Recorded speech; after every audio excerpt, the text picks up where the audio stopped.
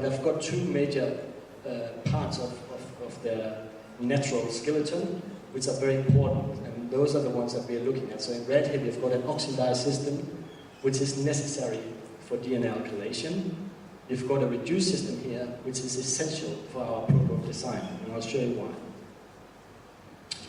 So these natural products, they work in this way that we've got an oligomer here, the small molecule here, the natural product is binding to the minor group part of the oligomer in 80 red sequences, and they covalently bond to adenine. When they get in close contact to DNA, you get a twist in this analogous amide bond. So the small molecule is orientated to the N3 position of adenine, and then it covalently binds the DNA, which eventually will lead to cell death. These compounds are extremely potent. We're talking about picomolar to sub-nanomolar activity, and they're too toxic for systemic use. 4 of the compounds have been progressed into clinical trials, but they have all failed because of systemic toxicities. So we think the compounds are really useful, and we have been looking at them to try and make prodrugs of them. How can you do that? So what happens with the reduced compounds is that they've got this phenol moiety here, which has got an electron pair on the alcohol here, able to donate electron pair into the system. So it ring closes, and this process is called spiral cyclization. You get the moiety which is able to alkylate DNA. However, if you remove this alcohol here, as in this substrate over there, you should no longer be able to form the DNA alkylating metabolite. We are asking, is this a potential substrate? Now, they're very complicated to synthesize, these natural products, so we don't actually work on the natural products themselves. We're working on truncated versions of these, and because these compounds are very potent, we can actually make smaller molecules that we as medicinal chemists can actually synthesize. So we're looking at smaller fragments of them, here called CPI, CI and CBI, and those compounds we're taking further forward, and we have done some chemosensitivities tests, and I'll show you some results here, just to show you what happens. So here we've got the pharmacophore. X can be either hydrogen or alcohol. If it is a hydrogen, it should be inactive. If it is an alcohol, it should be active, this compound. And R, we vary the minor group binding site up here, which is non-covalent binding to the DNA. So if you're looking at this structure here, compound 2 is the potential active compound. We've tested them across 5 different cell lines. These are ovarian cancer cell lines, the first 3, and the next 2 are osteosarcoma cell lines. And then we are measuring the cytotoxicity via an IC50 value. And these figures here are in nanomolar. So compound 2 is sort of high nanomolar, and in some of the cell lines not active under the conditions investigated. Compound 3, which is the so-called prodrug, is inactive in all 5 cell lines. If we change the right-hand side of the molecule, as in compound 4 and 5, you can now see that compound 4, which has got an alcohol here, is now showing sub-nanomolar activity. But the one with the hydrogen here, the so-called prodrug, is showing moderate to high nanomolar activity. So it's not really acting as a true prodrug.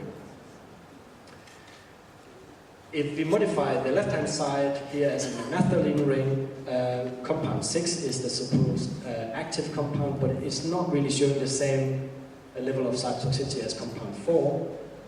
But compound 7, which is the one with the hydrogen here, is inactive under the conditions investigated. If we then combine all these data, and we then have the naphthalene ring here and the indole on the right-hand side, compound 8, which is with the hydroxyl group here, is now high picomolar or low nanomolar in subtoxicity. So we have created a very potent agent. And interestingly, compound 9 here, with the hydrogen on here, is completely inactive. So we've generated a potential prodrug here, which is 1,000-fold more active if you can generate the metabolite. So that's the next question. We have looked at different isoforms, and we found that a lot of the compounds we've designed are metabolized by CYP1A1. The compound I showed you before is actually not turned over by CYP1A1, so this is compound 9. So we're looking at these figures here, so we have got around about 4 micromolar in the wild type, which is a Chinese hamster ovary cell line. So it's got low levels of CYPs, and one that is transfected with CYP1A1. So it should be inactive in this cell line because of the absence of the cyclone P450s. In this cell line, hopefully you should see activity. But for this compound in particular, we are not really seeing a huge increase in cytotoxicity. But as you can see here, some of the compounds are activated by more than 1,000-fold by CYP1A1. I'm showing you ICT 2700, which we are looking at as a proof of concept compound. We're working together with a professor in Leeds on doing molecular modeling. So we're using a crystal structure of CYP1A2. This crystal structure of CYP1A1 is not available, so we are using a homology model based on the crystal structure of CYP1A2. And we have shown that over 477 residues analyzed, we get 73% sequence identity and 68% homology within 10 angstrom of the active site, which is pretty good for a homology model. So we can use this one. So here we're looking at ICT 2700. We've got the alkylating pharmacophore over here and the minor group binding unit here. And this is the heme center.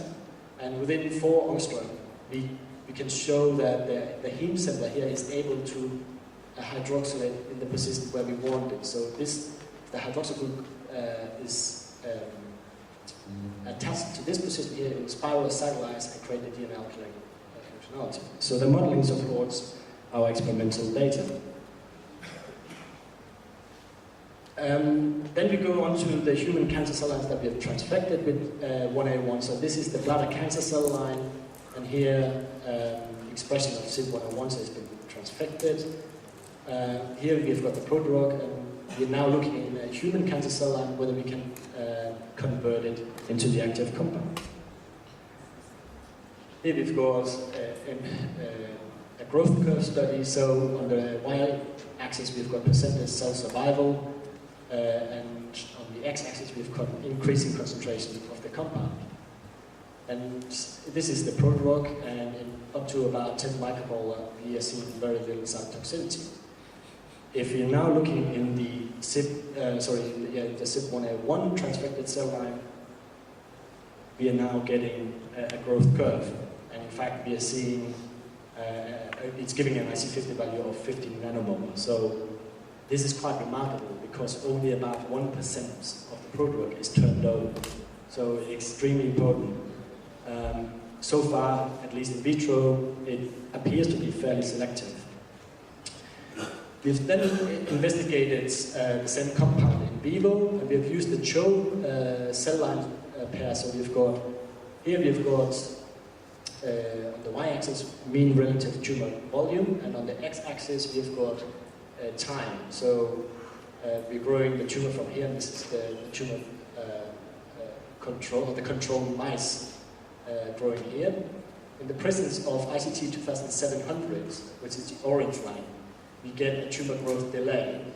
Okay, so we've stopped the study after day 14. And the green line here is actually the hydroxylated version. So this is the compound that is already active. And there's not much difference between the prodrug and the active metabolite. So one could argue, what is the point of actually developing these prodrugs? Because they don't appear to be more or better than the active compound. The difference comes when we are looking at the toxicity of the two compounds. So here we've got mean percentage of body weights, and we've got time. So this is the control studies of the non-treated. Here's the prodrug. The mice clearly copes very well with the prodrug. And this is the active compound. And there's clearly toxicity shown here. We have had to sacrifice 3 mice after day 8 of this study. So the major advantage of the prodrug is that you don't get this, side effects associated with this treatment. We are now trying to set up similar in vivo systems, but where we're using the human cancer cell lines, for example, EJ138, and a range of other cancer cell lines. Here is a profile of the metabolism of these compounds. So in the tumor, we get a range of different metabolites.